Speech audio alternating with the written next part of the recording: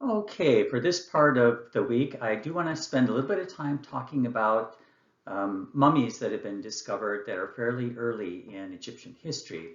A couple things to, just think about when we're looking at these slides. Remember that these are people.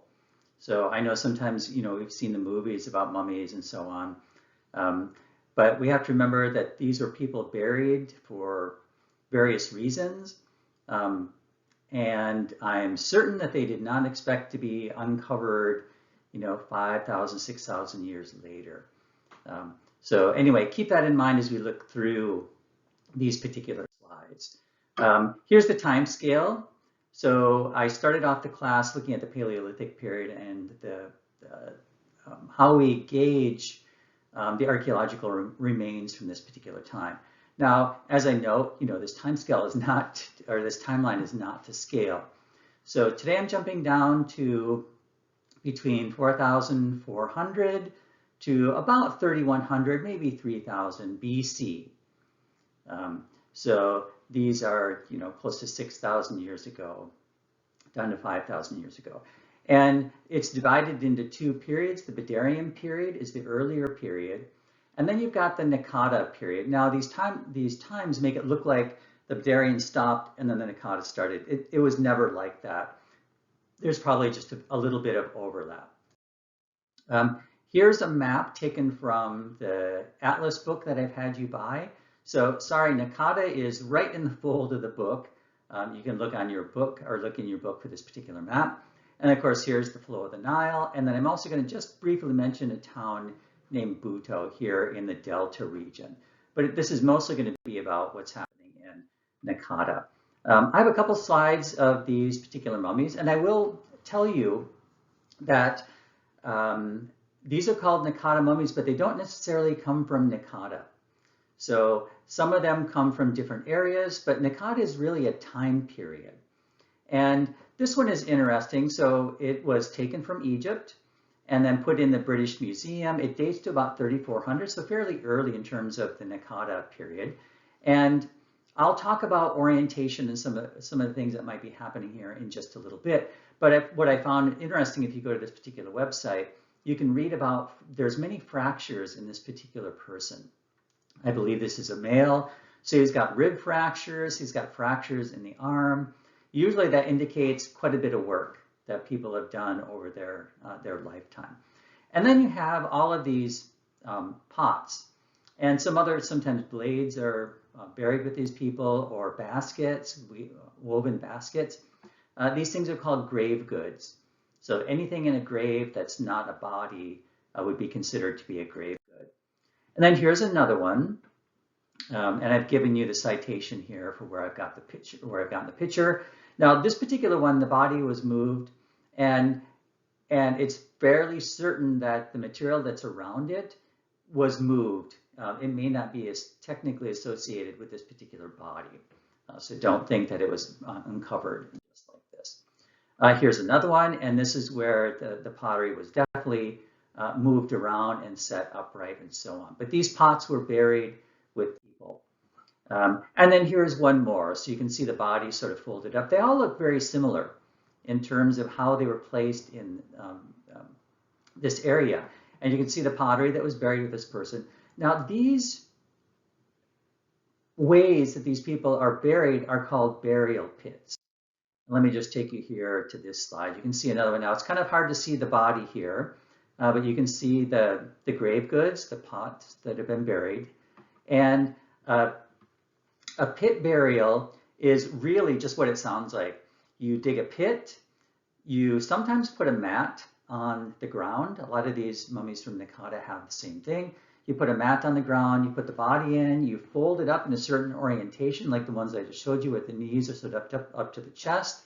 And then they're covered. Sometimes there's animal skins put over the body, and then they're covered with sand. So this, over the class, I'm going to talk a little bit, just briefly, about the development of the pyramids. And so the Egyptians just didn't wake up one day and said, hey, let's build a 500-foot tall pyramid. There's sort of an evolution of these particular burial sites. So early on, people will just, buried, just dug a hole, put them in. Then you get these pit burials where it's a specific thing that's happening. Again, they're digging a hole, they're putting maybe a mat on the bottom, grave goods, maybe put an animal skin on top, and then bury them. Now, there is some evidence coming out that they did practice early mummification or tried various different things. And that's some pretty new research about this particular area. But in general, these bodies have survived because of the dry desert. Okay, so why are these mummies important? Like that's, I'm doing this class sort of as, looking at particular objects. And so it's for this class, for this lecture, I should say, it's not really mummy per se, but it's all the objects around it.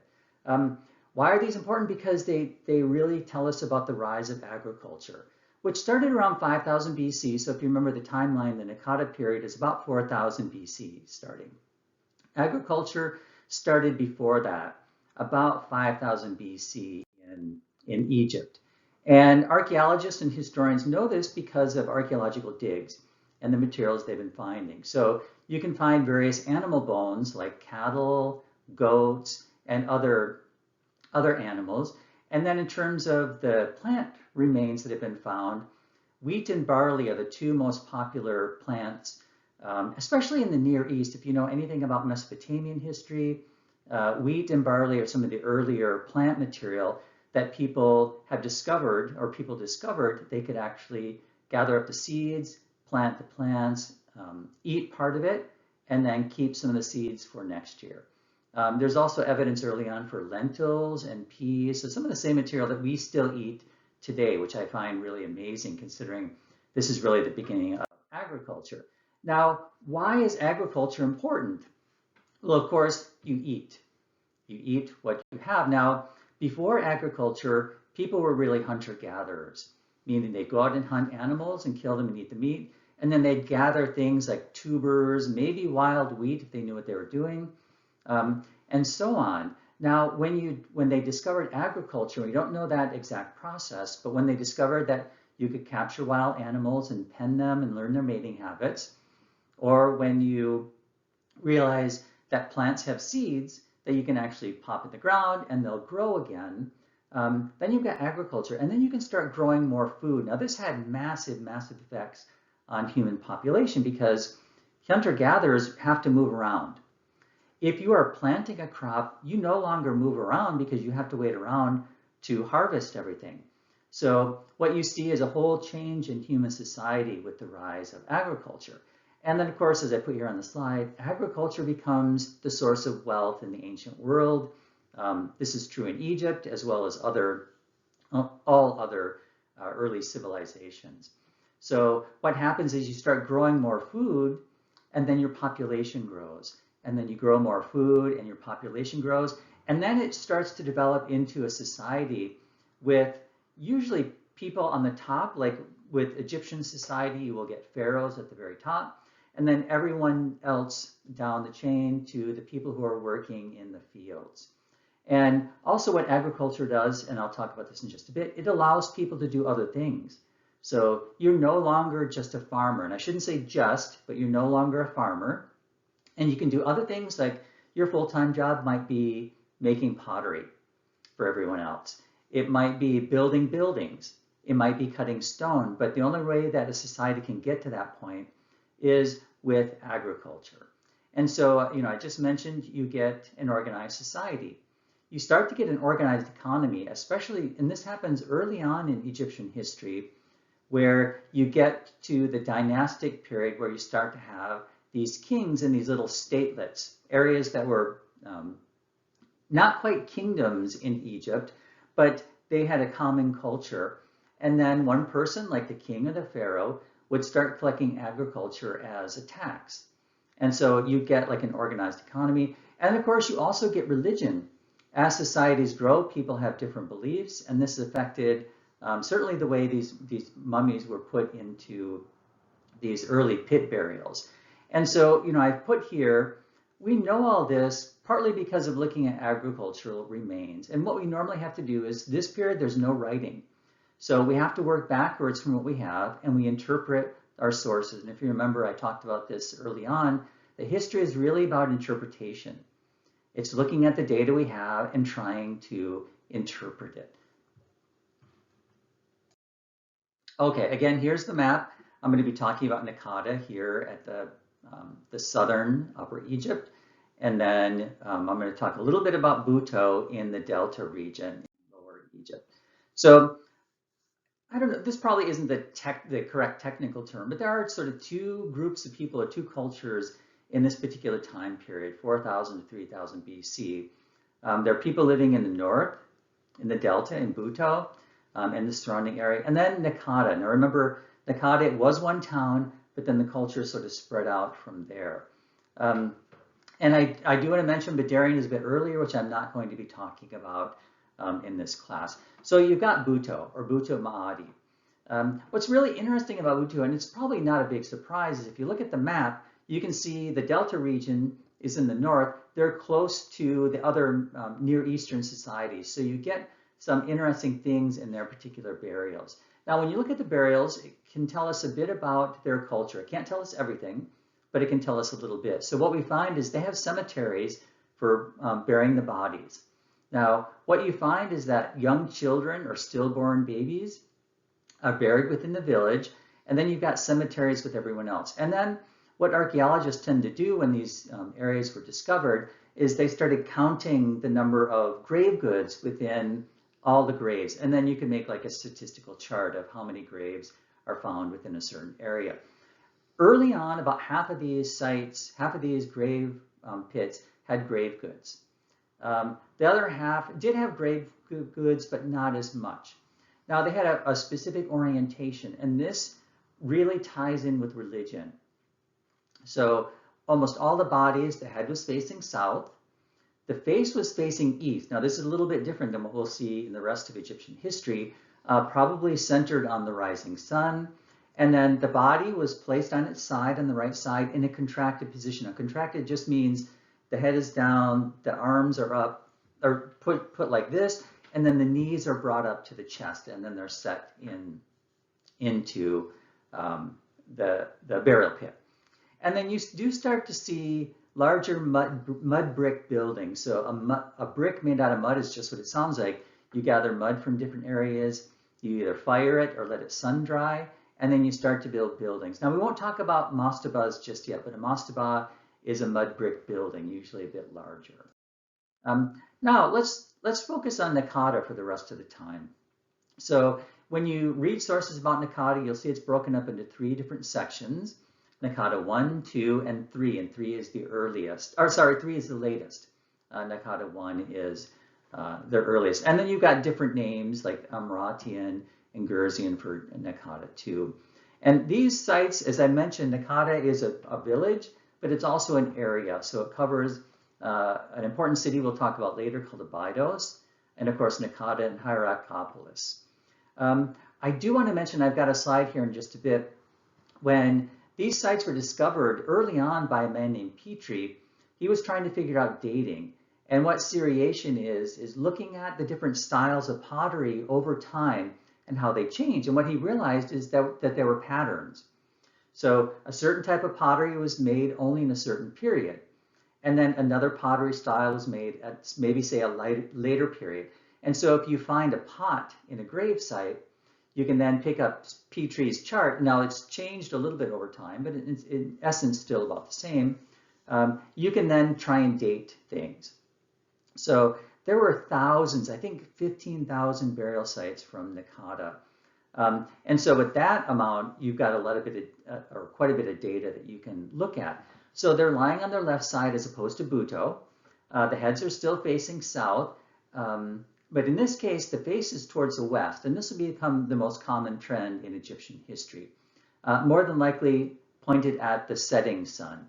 And then still they're in a contracted position. And then if you look at these sites over time, so remember Naqada 1 is the early one. You've got small oval grave pits, a few grave goods, pottery, you've got copper, metallurgy being practiced, and a few statues. And as you look at the trend over time in Naqada 2 and 3, larger burials, more grave goods. You start to see towns being created with walls. And then over time, the culture starts to spread north and south. And I've mentioned simple mummification with some of these mummies that were discovered in Naqada. And you also get, and again, this is sort of a development of their culture because of agriculture. So much more detailed stonework and then larger metal objects. So again, this is all because of agriculture and really because of all the material found in these grave sites. And they're doing other things too. I'll show you just a bit of slide of one of the tombs, but here's something called the painted wall in Tomb T. And I've given you a website that you can look up some of these particular tombs. But as you can see here, it's people in boats. So this is painted on the side of a tomb, and this is from the Naqada II period. Also during Naqada II, you have various cemeteries, and they're usually labeled like Cemetery T. The one I have down below is Cemetery B, and then just an enlargement of that. Or you might get something called elite burials, which are larger. So over time, remember I just showed you the pit burials, which is just one person, really dug a hole in the ground, put the body in. Over time, these start getting bigger and bigger. And you can see from my description, some become brick lined. So before it was just a pit dug in the ground. Now they're making bricks and they're building an actual tomb. You start to see very expensive, or maybe more expensive objects like jewelry, stone vessels. So like a pot that was made out of stone, which takes more effort than making with pottery. So what you're seeing is the development of society. You're also seeing the gathering of wealth, probably by a few people. So normally what happens if you discover a tomb that's much larger, there's a lot of grave goods in there, that person is probably more important than the other people in the society. Here's like a stone vessel. It looks like a bird. And then you also get these really interesting tags on some of these tomb objects, like in pottery. And what you can see here is this isn't a tag, but an overall view of like a downward view of a woman who was buried, and then all of the grave goods, all of the pottery that was buried with her.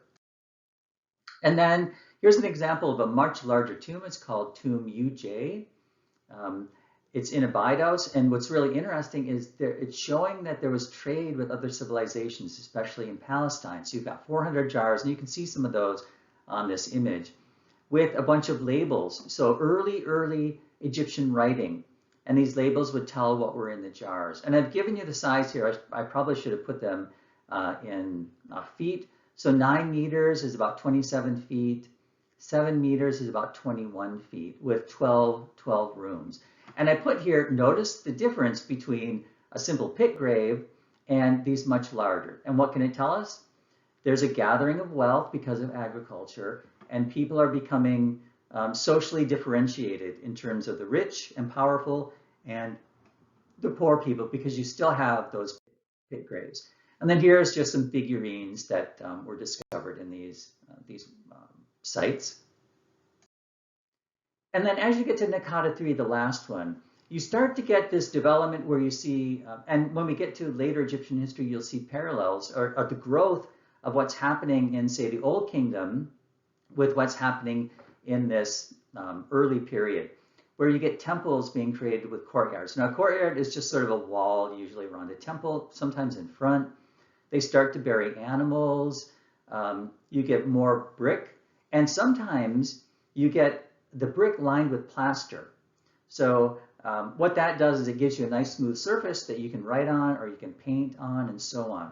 Some of these tombs we know quite a bit. Now, many of them were tomb robbed, so there's not a lot of the original material, but sometimes people didn't look down in the corners or they didn't dig down deep enough, and modern archaeologists find lots of things. Like in Tomb 11, you've got remains of a bed. Little amulets, jewelry made of gold, silver, carnelian is a stone, copper, turquoise. Lapis lazuli is a precious gem from the Middle East, usually Afghanistan. So there's long distance trade happening with some people in this particular culture. And then you get Tomb 1, and I've given you the size here. They start to go deeper. And then what you also see is, like I said in this one, there's a superstructure, meaning a structure above the tomb made of wood. And of course, this is the next bit of evolution of a pyramid. You've got the tomb down below, and then they're making a building on top, usually like a temple. You do see early body presentation, I mentioned that already, and you start to see beer production. Beer is going to be pretty important in the history of Egypt because it's what people normally drank, and it's what what people were normally paid with. Naqada 3, sometimes it's called Dynasty 0, and if you remember a couple of weeks ago, I gave a lecture on time and the breakdown of all of these dynasties in Egyptian history. What's really interesting, and I've mentioned this before during this period, is we find a decrease in the number of burials, which is a little bit hard, maybe we just haven't found them yet. You also get a decrease in elite burials, so we're finding fewer of them. However, when you do find the elite burials, they're usually much larger. So we've got one maybe from one of the early kings, pharaohs of Egypt, called Aha. He's from the first dynasty. And it may not be where he was buried, but it's certainly related to his burial goods. You see much larger tombs, and which of course indicates social hierarchy. So you've got these rich people, usually the kings, with much larger tombs, and then everybody else going down to these simple burials. Now in Naqada 3, what's happening is that culture starts spreading out. It goes north down into Nubia, which is a society south of Egypt, and it pushes into the delta. They also start pushing outside of Egypt during this particular time. And this is when you start to see something called like statelets or proto-states, early states with major cities. So the culture of Naqada is starting to spread out, meaning what's happening is you start to get a common culture throughout Egypt. And this is going to be really the base of having a kingdom and having a pharaoh rule over the entire area. So why are the Naqada mummies important? Well, they tell us how important agriculture was. If you look at the body and look at the grave goods, you could start putting together Egyptian society at this very early period. And in the next lecture, I think what I'll do is I'll talk about some of the pottery itself.